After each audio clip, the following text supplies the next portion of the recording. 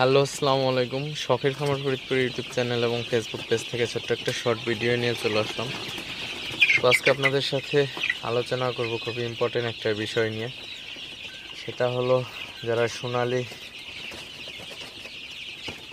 সোনালি মুরগির সাথে আসলে যুক্ত আছেন।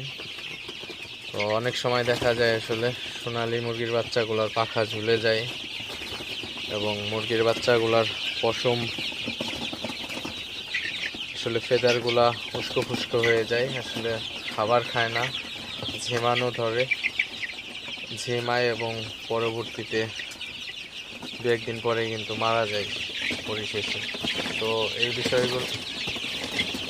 এইগুলা থেকে আপনারা কিভাবে পরিত্রাণ পাবেন, তো সেই বিষয়ে আলোচনা করব। তো ভিডিওটিকে স্কিপ না করে অবশ্যই শেষ পর্যন্ত দেখবেন এবং শখের খামার ফরিদপুর ইউটিউব চ্যানেলটি অবশ্যই সাবস্ক্রাইব করবেন। ভিডিওটি লাইক, কমেন্ট এবং শেয়ার করে অন্য ভাইদের দেখার সুযোগ করে দিবেন। তো ভিডিওটি শুরু করা যাক।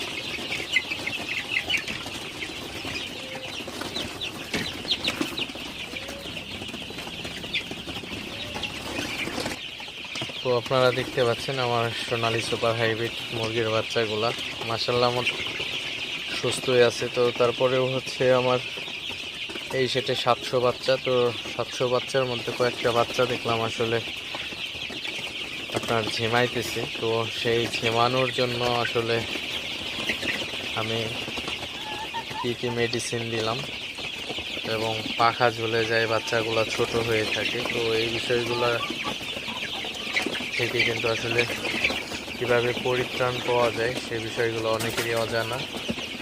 তো ভিডিওটি অবশ্যই শেষ পর্যন্ত দেখবেন, অবশ্যই উপকৃত হবেন।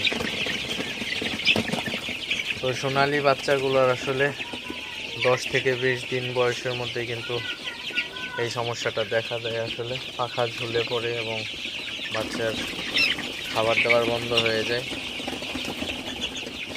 এবং চুনা পায়খানা করে। তো একসময় কিন্তু বাচ্চাগুলো মারা যায়। তো এই জিনিসগুলা থেকে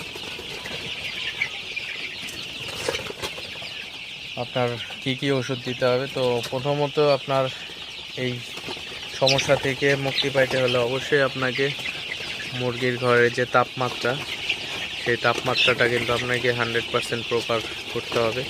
অর্থাৎ আপনাকে সঠিক তাপমাত্রায় হচ্ছে আপনার মুরগির ঘরটাকে রাখতে হবে। তো তারপরে হচ্ছে আপনার অবশ্যই মুরগিকে ভিটামিনের ঘাটতি রাখা যাবে না, অর্থাৎ জিঙ্ক, ক্যালসিয়াম এগুলো আপনার অবশ্যই ডোজ মতো খাওয়াইতে হবে। তো তারপরে আপনার